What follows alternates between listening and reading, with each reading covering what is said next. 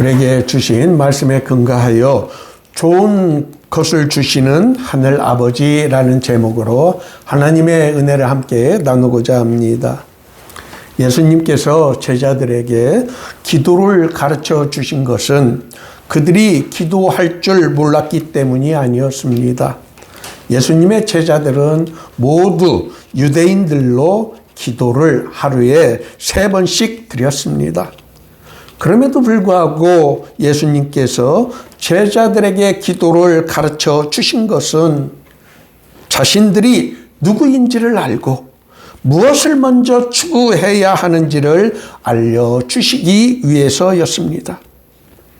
기도는 그리스도인으로서 또 하나님의 자녀로서 자기 정체성을 끊임없이 확인하는 과정입니다. 오늘 본문 말씀은 예수님께서 주기도문을 가르쳐 주신 후에 기도에 대한 하나님의 응답이 얼마나 확실한지를 알려주시는 내용입니다. 예수님께서는 너희 중에 아버지가 된 자로서 누가 아들이 생선을 달라 하는데 생선 대신에 뱀을 주며 알을 달라 하는데 정갈을 주겠느냐?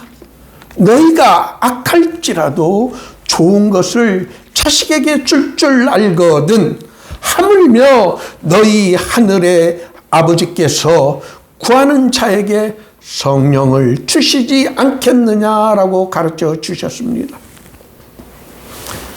같은 내용을 마태복음에서는 하물며 하늘에 계신 너희 아버지께서 구하는 자에게 좋은 것으로 주시지 않겠느냐라고 하였습니다.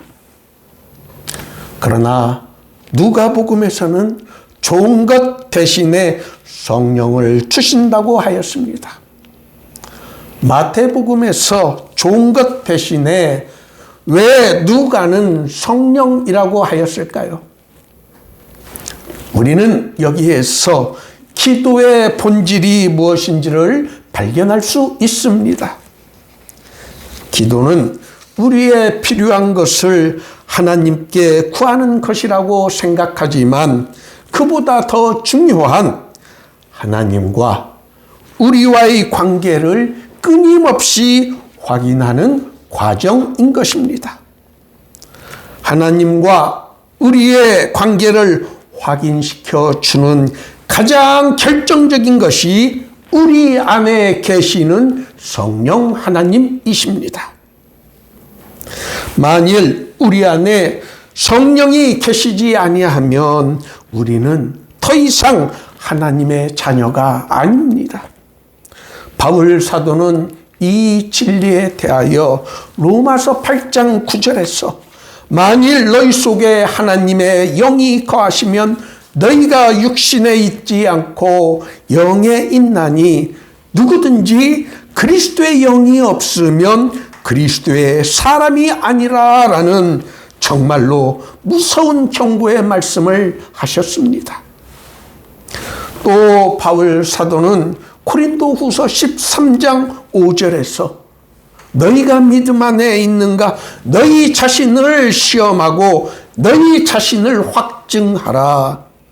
예수 그리스도께서 너희 안에 계신 줄을 너희가 스스로 알지 못하느냐? 그렇지 않으면 너희는 버림받은 잔이라라고 하였습니다. 성경에서는 성령을 하나님의 영 또는 그리스도 영이라고 부릅니다. 이처럼 성령, 하나님의 영 또는 그리스도의 영은 우리가 구원받은 하나님의 자녀요 그의 백성이라는 것을 증명해주는 그리스도인의 삶에서 가장 중요합니다. 성령의 인도하심과 그의 보호하심이 없이는 우리는 그리스도인으로서 올바른 삶을 살 수 없습니다. 성령이 우리에게서 떠나가시면 우리는 하나님 아버지와 관계가 끊어지게 되는 것입니다.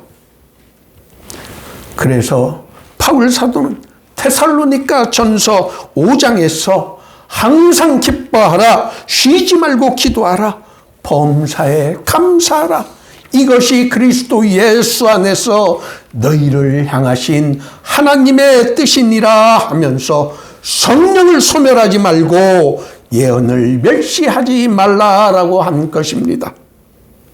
이처럼 성령은 우리가 하나님의 자녀라는 것을 확인시켜주는 역할을 하십니다. 그렇기 때문에 성령은 우리에게 있어서 그 무엇과도 바꿀 수 없는 좋은 것이 되는 것입니다.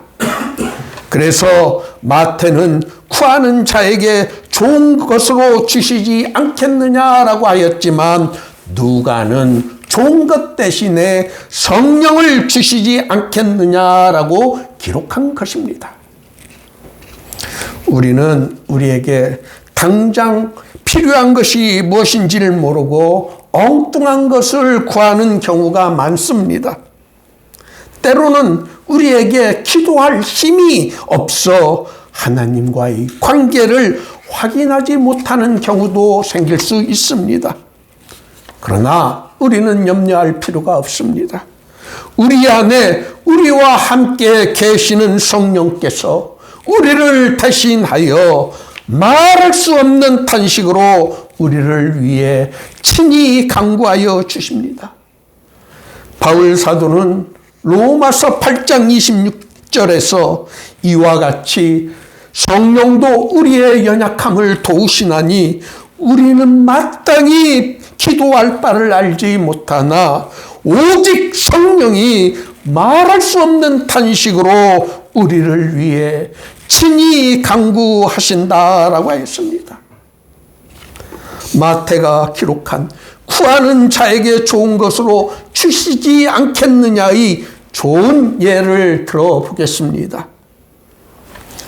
1900년대에 미국인 여성 선교사가 중국의 험난한 산골 지역에서 선교지에서 체험한 이야기입니다. 그분은 시력이 나빠 안경을 쓰지 않으면 제대로 보지 못할 정도였습니다. 어느 날 실수로 안경을 떨어뜨려 안경이 부서져 완전히 못 쓰게 되었습니다. 그 선교사는 어쩔 줄 모르고 당황하였습니다.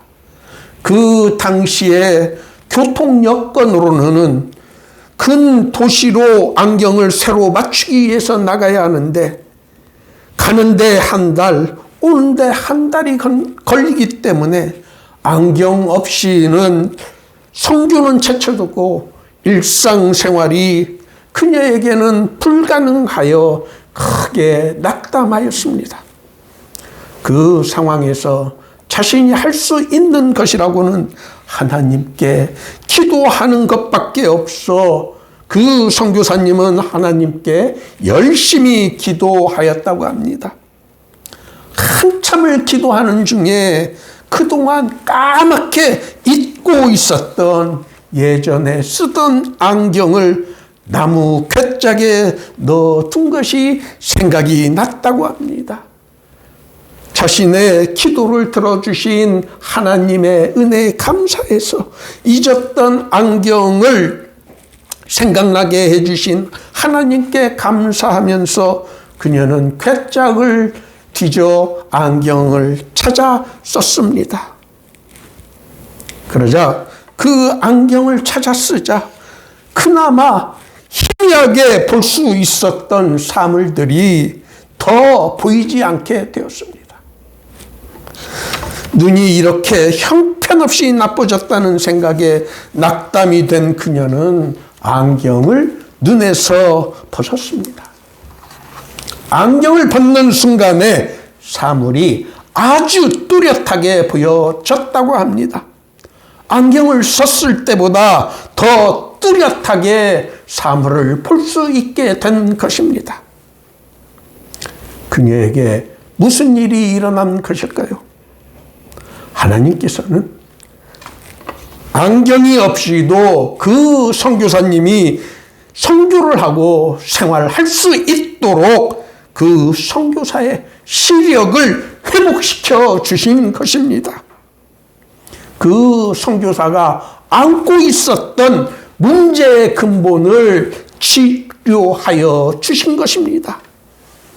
이것이 바로 구하는 자에게 좋은 것으로 주신 수많은 일들 중에 하나의 예인 것입니다.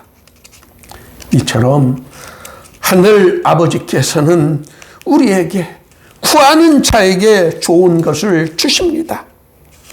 좋은 것이란 우리에게 꼭 필요한 것으로 그 사람에게는 없어서는 안 되는 것, 그것을 주십니다. 하나님과의 관계에서 그 관계를 유지하는 데 필요한 것을 주십니다. 하나님과 자녀된 우리 사이에 꼭 필요한 것이 있다면 그것이 무엇이겠습니까? 우리 안에 내주하시는 성령 하나님이십니다. 성령님께서는 우리로 하여금 그리스도인으로서 승리할 수 있도록 끝까지 지켜주십니다. 또 우리에게 꼭 필요한 것을 우리 대신하여 강구하여 주십니다. 여러분들은 오늘 본문 말씀에 마태는 좋은 것을 주시지 아니하겠느냐 하였지만 누가는 구하는 자에게 성령을 주시지 않겠느냐 하신 그 말씀의 의미, 기도의 본질이 무엇인지를 여러분 깊게 생각하시기를 바랍니다. 오늘 모두의 교회 예배에 참석하신 여러분 모두가 구하는 자에게 좋은 것으로 주시는, 우리에게 성령을 주시는 하나님의 그 놀라운 은혜와 성령의 능력을 체험하실 수 있기를 예수님의 이름으로 축원합니다.